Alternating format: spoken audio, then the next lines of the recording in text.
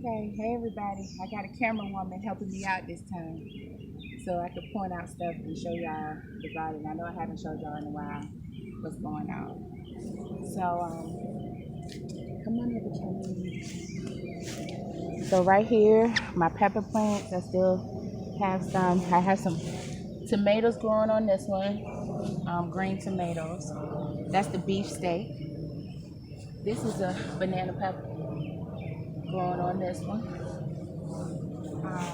And I was talking about how you can support your plants using a pole on each end and twine. So all these corns over here have fell over because we had a real heavy windstorm. So what I did was I put the twine around the corn right here on both sides, and I reinforced it to two poles. So that way it won't fall over. Now you could do it a little tighter if you want to, but I did mine loose because my corn didn't really need that much reinforcement as something like that would be heavy growing, like squash, or well, you don't even have to do this for squash, but like beans, string beans. You could do this because I'm gonna do it over there. I'll show you over there in a minute. Let me fix this up. Another thing that I've done is the three sister method. So you can look that up on YouTube if you want to see it. But these are pole beans. They have kind of used the corn. Come in closer so you can see it. These are pole beans. I mean, not pole beans, but bush beans. That is using the twine and using the corn to support itself. So you see it's wrapped around the twine. The corn gets the nutrients from the string beans. Then you grow squash around it to cover the ground so you don't have to weed as much, or you don't have to weed at all because it's going to be shade on the ground. So this is called a three sister method. So if you want to look that up, it's a good method for your string beans as well. This is some zucchini that's about to come in. That's cucumber that's coming in. Come on.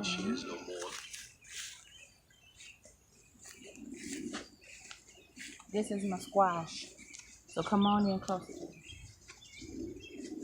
So if you see down there, I got squash coming up. This is the rough skin squash. But over here, and watch out. Come on over here.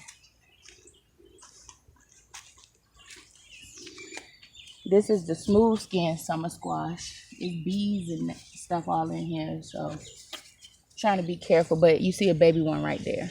Go down closer in there. You see that baby one. So that's gonna be a smoother squash. This tomato plant had fell over, so I had to come in and reinforce it with a TP. And all this is three stakes and connected at the top. The whole plant had fell completely over. So I was able to save it and just reinforce it this way because this is an indeterminate variety. So it's going to keep growing as tall as it can grow. You can see I'm standing beside it. So you can kind of see a visual of how tall this plant is. This plant is almost taller than me. But you can show them I have some. Can I pick these? Yeah, I probably could. Bend down so close. I have some. I could probably pick this one right here. I'll go ahead and pluck that off. And I'll keep that one so it can get a little bigger. You want to taste it? Hold on. We got a taste tester. It's juicy, right? Is it good? Mm-hmm. It's good? Okay. And my sunflowers, y'all see all these sunflowers I have. Show at the top. They're about to open up. So I also have zinnias planted around. We can step over here, Dad. Come on. And there's bees all over here. And that was the goal. I wanted to plant the flowers so the bees can not only pollinate the flowers, but the bees could pollinate the vegetables. And I'm also going to cut these when they get full and use them in my house as flower bouquets. Same thing with the sunflowers. Come over here. This is my purple string bean plant. So you see I got purple string beans growing up. Now I'm gonna do the same method. I'm gonna do the same method that I did with the corn. But see, you see how that's grabbed a hold of this fence right here? So that's good. But I think I'm gonna connect some twine to the fence. I'm gonna put another stake out on this outside and just support it, just so it can have something to kind of grow on. This right here, y'all, I'm so proud of this. Come in a little bit closer, Sequoia. This whole thing was dead. This is the dead stalks from it. And I had a little teeny bit of green. And this came out the greenhouse. This was dying in the greenhouse. So I was like, I hope I can save this cucumber plant. And I cut it all the way back. And now it's pretty green leaves. And I got vines connecting to this pole.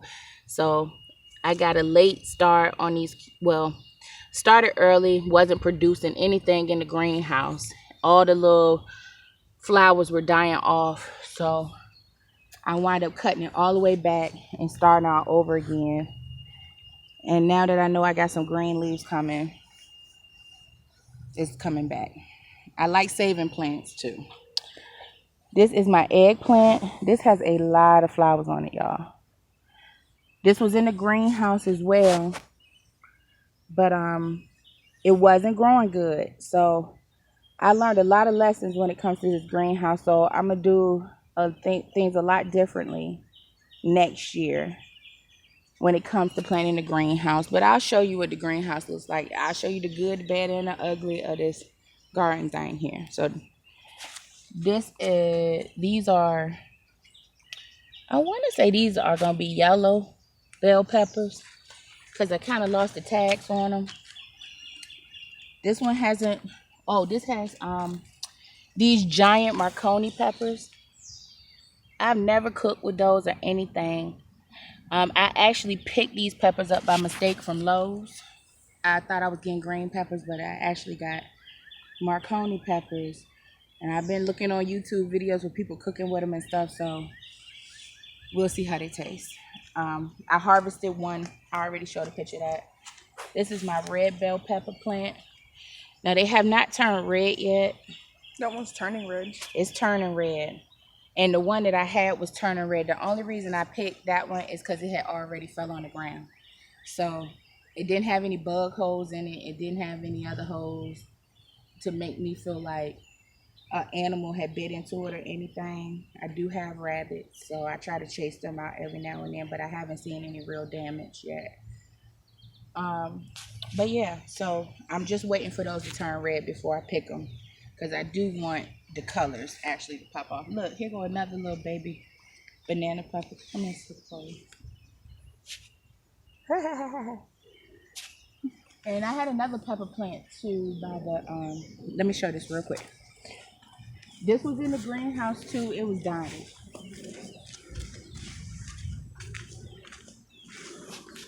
And now it's intermingled with this tomato right here. I got baby bees on it. That's what's up. But now it's finally starting to get flowers. And I'm thinking that this is my jalapeno. I'm thinking it is. I'm not sure. Oh, but this is my basil too. This basil smells so good. And I finally got a dehydrator. So Sequoia and I are going to figure out how to use the dehydrator. And we're going to dry our own herbs, all the mint that I have and everything. We're going to dry that up in the dehydrator so we can have some stuff to save. And I have these little canisters that I found at Habitat for Humanity. And they're actually season jars, so I can label them and do that. So let me show y'all the greenhouse, because a lot of stuff is gone since the last time I did this. This is my potatoes though.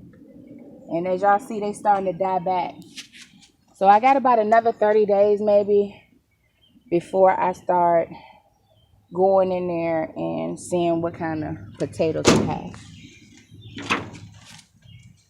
Oh, so again, I'm showing y'all the good, the bad, and the ugly. Now, these cabbage, I'm going to go ahead on and just uproot these and use these grow bags for something else. because the heat has just gotten to them and they really are not doing what they're supposed to do. So I'm gonna call it loss on 3 cabbage, y'all. But I have 3 cabbage up here that look real good. Like roses. They do bloom open like roses, but they're really closing up like cabbage does. So I'm keeping these 3. I'm getting rid of these 3. My carrots. Oh my gosh. Look how many carrots I had down here. This is another thing. I'm not really getting that good a yield, y'all, on these onions because they're supposed to be standing up and the stalks are supposed to be big. So I'm going to just see, look, these onions aren't doing anything. So I'm probably going to go in here and pick all this out. I don't need this because they're not doing nothing. But my carrots look good. Hold on. No, not yet. Almost. I got a thick stalk right here, but I don't see the top of the carrot, so I'm not gonna mess with it. I'm gonna just keep it how it is. Let me see if I can go in here closer. See how thick that stalk is? It's the one I have in my hand. You see how thick it is going down in there? But I'm waiting to see the tops first before I start picking it. Now my string beans are doing pretty good in here because they're getting the sunlight coming from there straight down to them. The issue I have with the string beans though is if they touch the ground and the sun doesn't come in here and dry the ground out because they shade the ground, it could get real wet. So I try not to overwater them because when I do that, you see the leaves, what happens? Don't look good. Same thing with these. It's just because it touched the wet ground. This tomato plant, it's still producing tomatoes, y'all, but look how bad the leaves look. So I think I got some kind of tomato fungus or whatever. It's a disease. It's some kind of tomato disease in here. The top is green, but the bottom leaves are like real yellow. But as you see, I still have my multicolored tomatoes in here. It smells so good in here. It smells like vegetables. You see my marigolds, my broccoli, and my strawberries. Now this is something else. I have strawberries in here. Y'all see them, right? Hold on, I can pick that one actually. But they funky shaped. And I think that's because my strawberries are touching this dirt. So I'm going to put a piece of paper underneath it. A piece of tarp underneath it. So that way, my strawberries won't touch the ground and get eaten up. Now this right here is my other potato plant. And I'm going to just show you this last thing. This one is dying back too. You see all that dead back there? So once all this green dies, that's when you know that it's time to pick your potatoes. But I just wanted to give y'all an update because I know I haven't done that in a while, but I hope I was able to give you some tips that will help you out in y'all garden and keep growing. Keep growing. All right.